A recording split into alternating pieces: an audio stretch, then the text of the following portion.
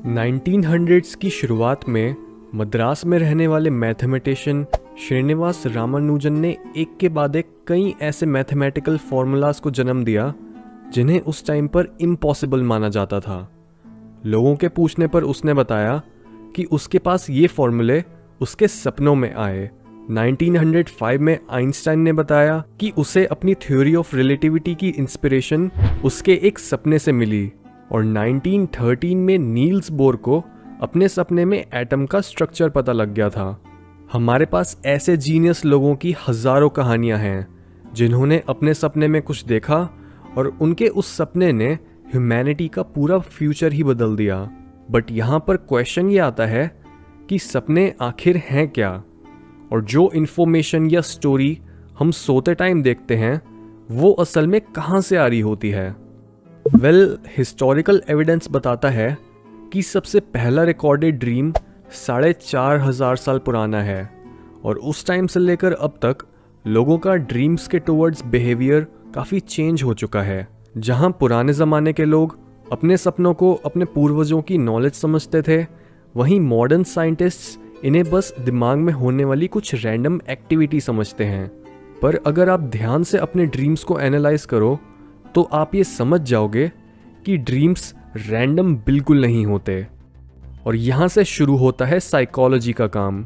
Because 1899 में Sigmund Freud ने अपनी बुक इंटरप्रिटेशन ऑफ ड्रीम्स में बताया कि हमारे ड्रीम्स हमारी विशेस पूरी करने के लिए होते हैं। फॉर एग्जाम्पल, आपकी एक सबकॉन्शियस सेक्सुअल फैंटेसी जो असली लाइफ में पूरी नहीं हो सकती, वो आपके ड्रीम्स पूरी कर देते हैं। और ये काफ़ी हद तक लॉजिकल साउंड करता है अगर हम इसे एवोल्यूशन के कंटेक्स्ट में देखें। यानी जिस तरह से हमारे हर एक्शन या बिहेवियर की basic underlying motivation successful reproduction की मदद से अपनी स्पीशीज़ को कंटिन्यू रखना है, वैसे ही हमारे ड्रीम्स भी हमारी सेक्सुअल नीड्स पर बेस्ड होते हैं। पर फ्रॉइड की ये एक्सप्लेनेशन इनकम्प्लीट है, क्योंकि हर ड्रीम हमारी फैंटेसीज से रिलेटेड नहीं होता। कई बार हमें मरने का ड्रीम भी आ सकता है, कई बार कहीं से गिरने का, और कई बार एक नाइटमेयर।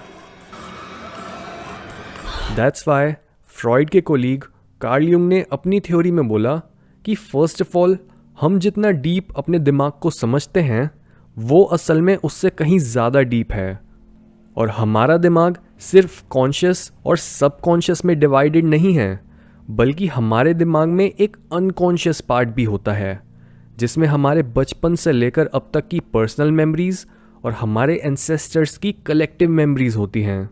और सोते टाइम अनकॉन्शियस स्टेट में होने की वजह से हम अपने अनकॉन्शियस माइंड को एक्सेस कर पाते हैं।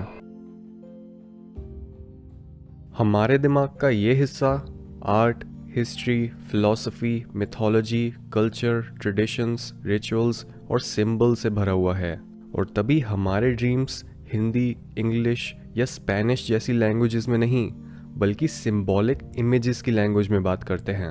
हमारा दिमाग इन इमेजेस को यूज़ करता है उस इंफॉर्मेशन को कॉन्शियस माइंड तक पहुंचाने के लिए जो हमें किसी मुश्किल से बाहर निकाल सकती हैं। सो लेट्स से आप एक टॉक्सिक रिलेशनशिप में हो और आपको समझ नहीं आ रहा कि आप उस इंसान को कैसे दूर कर सकते हो, तो चांसेस हैं कि आपका अनकॉन्शियस माइंड आपके ड्रीम में आपको सांप जैसा कोई क्रीचर दिखाए, क्योंकि ज़्यादातर कल्चर्स में सांप टॉक्सिसिटी, ट्रांसफॉर्मेशन या केओस को सिंबलाइज करता है। या शायद आपको एक पूरी स्टोरी दिखे जिसकी मदद से आपको ये समझ आ जाए कि आपको रियल लाइफ में इस नई नॉलेज को कैसे यूज़ करना है। हमारा दिमाग हमें वो चीज़ दिखाने की कोशिश करता है जो अभी तक हमें समझ नहीं आई है। इसे हम एक तरह का अनकॉन्शियस रिस्पॉन्स समझ सकते हैं अपनी कॉन्शियस स्टेट के लिए।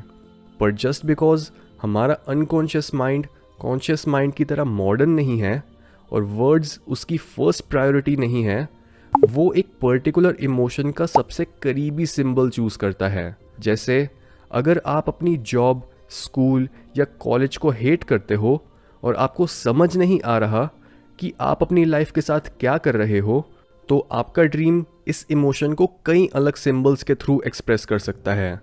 जैसे एक जंगल में गुम होना, एक अंधेरे रास्ते पर चलना, या फिर अपनी आंखें खो देना। तीनों सिंबल्स एक ही मैसेज देना चाहते हैं कि आपको नहीं पता कि आप क्या कर रहे हो, और शायद आपको अपनी चॉइसेस के बारे में दोबारा सोचना चाहिए। जितना आप अपने ड्रीम्स की इस लैंग्वेज को समझने की कोशिश करोगे, उतना ही आपके ड्रीम्स आपसे बात करने की कोशिश करेंगे। ये एक काफ़ी अच्छा तरीका होता है सेल्फ अवेयरनेस हासिल करने का और अपनी नॉलेज की लिमिट्स को एक्सपैंड करने का। ड्रीम्स की एक और क्वालिटी होती है उनकी वियर्डनेस। यानी अगर हम इस आइडिया को एक्सेप्ट भी कर लेते हैं कि ड्रीम्स हमारी अपनी दुनिया की नॉलेज बढ़ाने का ज़रिया होते हैं, तब भी शुरुआत में ये डाइजेस्ट करना बहुत मुश्किल होता है कि उनमें कोई सेंस भी है, क्योंकि ड्रीम्स बिल्कुल इलॉजिकल होते हैं। दैट्स वाई अगर कोई दूसरों के आगे बोले कि ओ, मैंने अपने सपने में अपने आप को डूबते हुए देखा, पर जब मैं पानी के तल तक पहुंचा वहां पर मुझे एक खजाना मिला, और इस सपने से मुझे समझ आ गया कि अगर मैं अपनी मुश्किलों से दूर नहीं भागूंगा तो शायद मुझे उसका कुछ इनाम मिलेगा। ऐसे इंसान को लोग पागल बोलेंगे, पर कुछ टाइम बाद यही लोग सबसे ज़्यादा सक्सेसफुल और समझदार बन जाते हैं। हाउएवर, लोगों की ये नासमझी इसलिए एग्जिस्ट करती है क्योंकि उन्हें ये नहीं समझ आता कि ड्रीम्स में लॉजिक कम हो जाता है ताकि आपकी थिंकिंग की लिमिट्स एक्सपैंड हो सकें और आपको दिखाए जाने वाले इन आइडियाज़ को आप अपनी लाइफ में अप्लाई कर सको। लास्टली, हमें यह जानना बहुत ज़रूरी है कि ड्रीम्स को समझा कैसे जाए। फर्स्टली, हमें ड्रीम्स का बेसिक रूल याद रखना है, जो है कि अगर कई चीज़ें सेम इमोशन जनरेट करती हैं तो वो सेम चीज़ ही हैं। कई चीज़ें हमें खुश करती हैं, कई चीज़ें हमें रुलाती हैं और कई चीज़ें हमें डराती हैं। सेकेंडली, कभी भी अपने ड्रीम को लिटरली लेने की कोशिश मत करना। अपने ड्रीम को ऐसे देखो जैसे आप एक मूवी या फिर एक स्टोरी को देखते हो। यानी अगर आप अपने सपने में मर जाते हो तो इसका मतलब ये नहीं है कि आप असली में भी मर जाओगे, क्योंकि ड्रीम्स मेटाफर्स में बात करते हैं। जैसे एक स्टोरी को सुनकर आप उसके मॉरल या लेसन के बारे में सोचते हो, वैसे ही ड्रीम्स के बारे में सोचो। थर्डली, ड्रीम्स को समझने वाले के अंदर मिथोलॉजी और एवोल्यूशनरी साइकोलॉजी की जनरल नॉलेज होना बहुत ज़रूरी है, वरना अगर आप गूगल पर रैंडम वेबसाइट्स पर अपने ड्रीम्स के मतलब देखना चालू करोगे तो आपको हर जगह नॉनसेंस इन्फॉर्मेशन मिलेगी जो हर इंसान पर अप्लाई नहीं हो सकती। और लास्टली, जब भी आप अपने ड्रीम का सही मतलब जान लेते हो तब नेचुरली आपको ऐसा लगता है कि आपको एक अधूरी पजल का पीस मिल गया हो। यानी शुरू में चाहे एक सपना अजीब और सेंसलेस लगे, पर जब आप उसका सही मतलब निकालने में कामयाब हो जाते हो तब आपको इंस्टिंक्टिवली वो सही लगता है। और यही सबसे बड़ा इंडिकेटर होता है ये जानने का कि हमने ड्रीम इंटरप्रिटेशन सही करी है या गलत। अपनी पूरी ज़िंदगी में हम लोगों के एक्शंस में मिलने वाले कॉमन पैटर्न्स को देखते और समझते हैं, और ये पैटर्न्स लाखों सालों के टाइम पीरियड में उभरने वाले बाकी पैटर्न्स के साथ मिलकर एक कलेक्टिव पैटर्न बनाते हैं। और यही वो पैटर्न होता है जो हमें अपने सपनों में दिखता है।